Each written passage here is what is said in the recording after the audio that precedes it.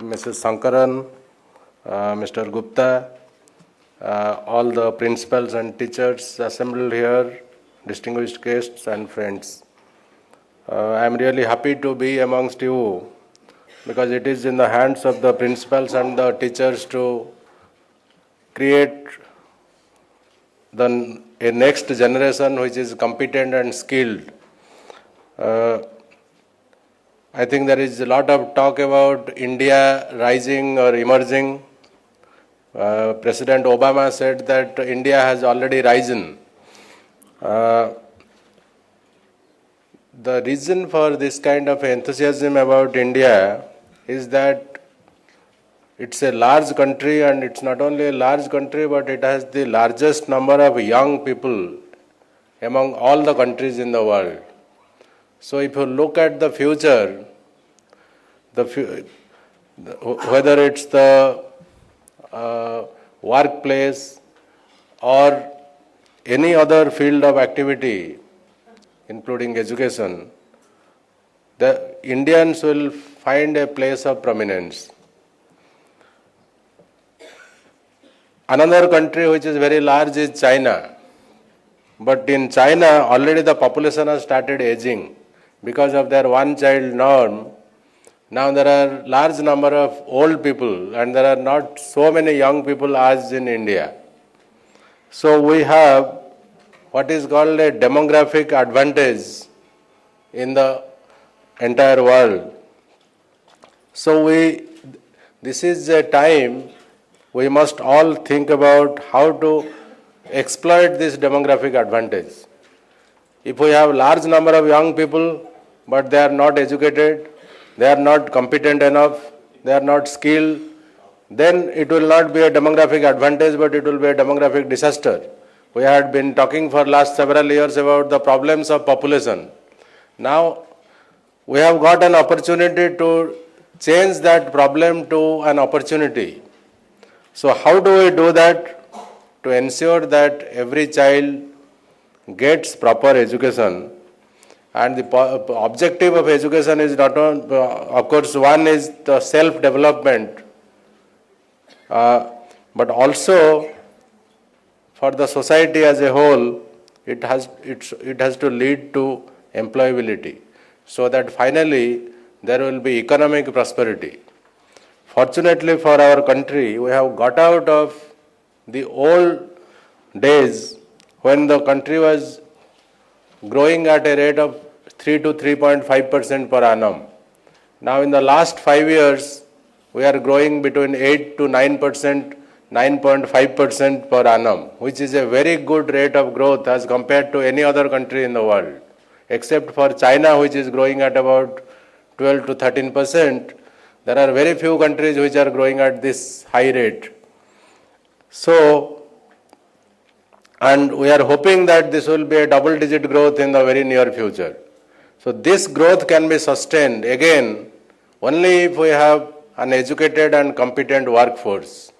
And that is possible if we look at our young students, the children, so that the next generation will be contributing to the economic growth and prosperity, and that will reduce poverty, and then it will be a really developed country.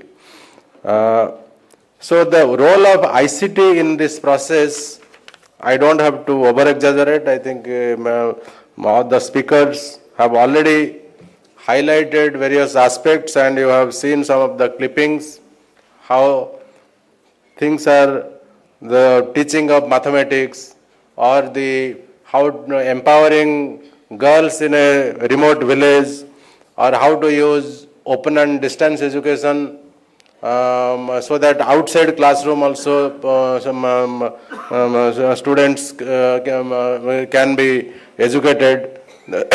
All these examples you have heard. Now, ICT enabling of education, already we have heard that is going to change the paradigm of education. Instead of classroom teaching and learning being a kind of delivery of education from teacher to student in a one-way process, the education would be a collaborative process, and teacher will not be kind of a deliverer of knowledge, but teacher will be a facilitator in acquisition of knowledge. And it is basically we have to teach the children how to learn. There are various ways of learning, so it will not be, and now with the internet, a lot of material is available, and how to access that knowledge, that methodology the children have to learn. That is why in our school, this ICT enabled teaching and learning system is very, very essential. And this again has two aspects. One is use of ICT as a tool in teaching and learning process between the teachers and students. ICT can also be used for self-learning by students. So that is another strategy that can be used. Also, students beyond a particular stage, everybody should also be imparted with some IT education itself. That is what we are planning to do under our centrally sponsored scheme called ICT in School, where every student from class 9 to 12 will be imparted IT education so that they acquire certain basic minimum competency when they pass out. You can imagine the advantage of this. We have about 4 crore children from class 9 to class 12 in the entire country. Imagine after 4 or 5 years that all these 4 crore children have certain minimum competency in IT. That will make a large difference in the global situation as well, because we have such competent workforce which can go to this particular feedstock can go for higher education. They can also go and work, and in the workplace the productivity would definitely improve. And if we do it continuously year after year, there will be a huge gain in the productivity of the entire system. In addition, the use of ICT can be used for teachers training. We have a large shortage of trained teachers in the country. We have actually a shortage of teachers as it is, but also those who are there is a huge shortage of trained teachers. So training of teachers can also be done very well using ICT enabled system. Not only the pre-service training of teachers, but in-service training of teachers and continuous professional development in situ in the schools can be done very easily using the ICT. Under our ICT in School scheme, we envisage that every school, every high school in the country, secondary and higher secondary school in the country will be ICT enabled with a minimum number of computers and the computer lab with broadband connectivity. And I think using that, the teachers can have professional development in the school itself, and they can make use of a mentor somewhere in a remote location.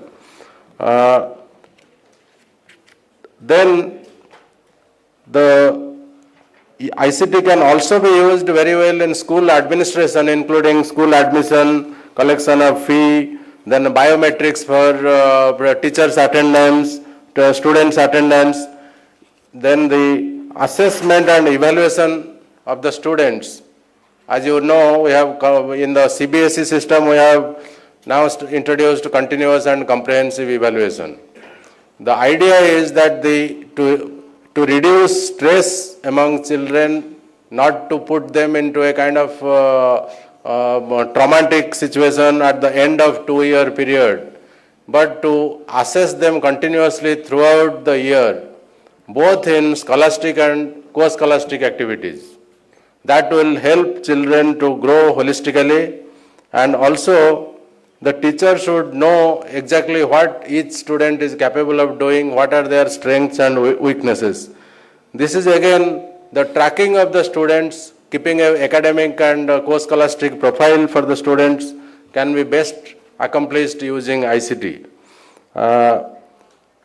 For disabled children to be included into the normal classroom, what we call inclusive education, that also for different types of disabilities like visual impairment or hearing impairment, ICT enabled teaching again will be a very big help.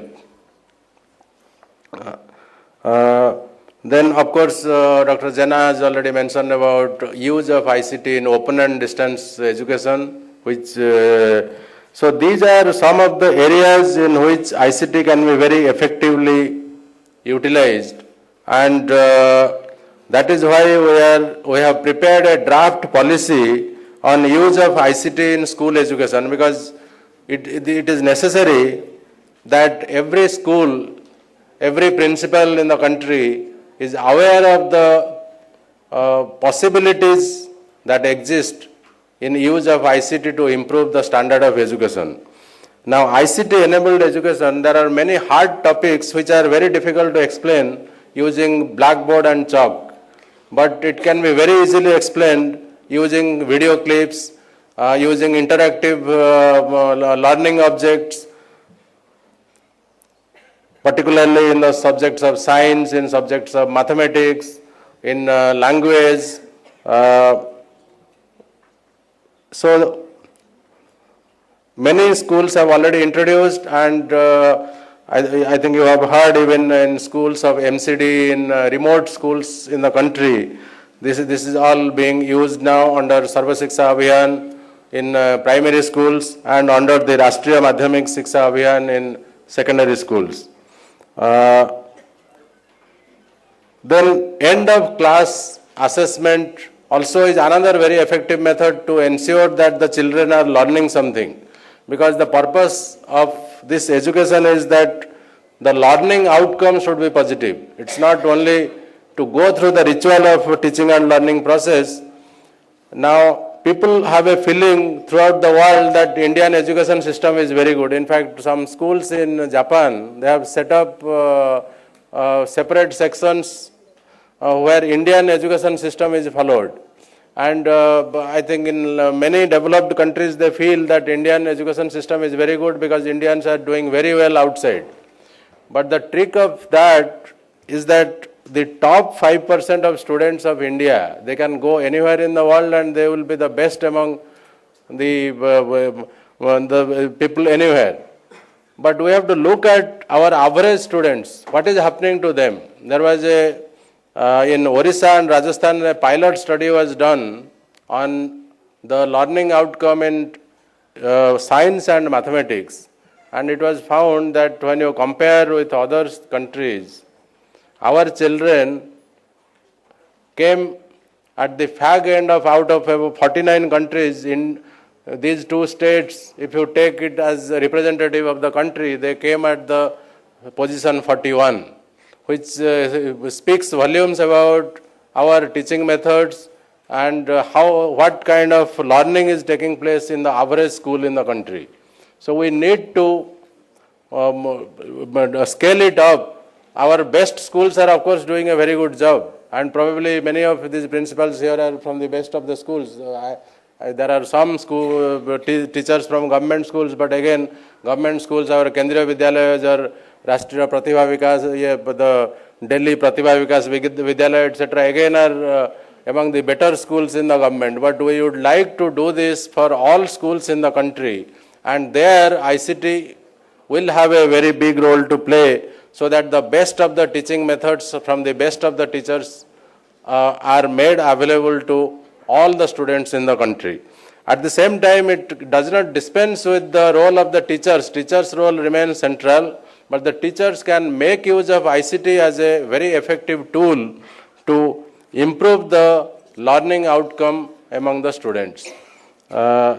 So we have, as I mentioned, we have a scheme called ICT in School, under which the different components are to provide connectivity, to provide regular training to all the teachers, and to develop e-content to help the teachers to impart this ICT-enabled education.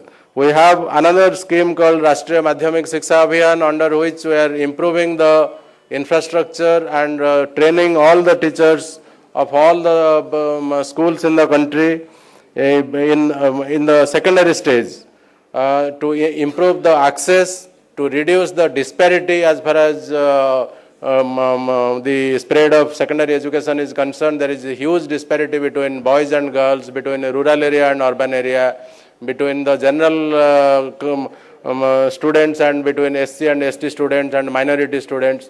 So here again the ICT can play a very big role in not only improving access but in reducing the disparity and improving the quality of education as a whole. And if quality improves, then also access and equity will improve.